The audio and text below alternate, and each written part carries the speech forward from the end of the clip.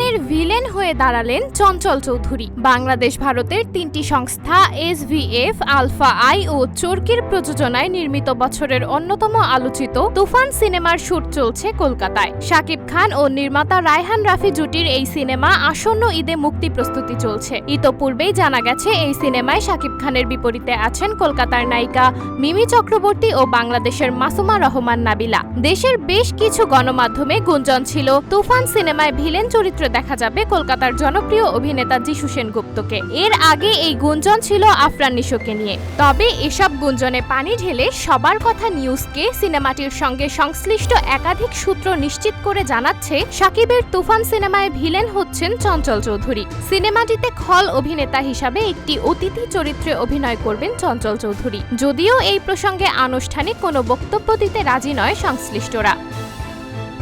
News desk, Sabrina Jalil, সবার কথা।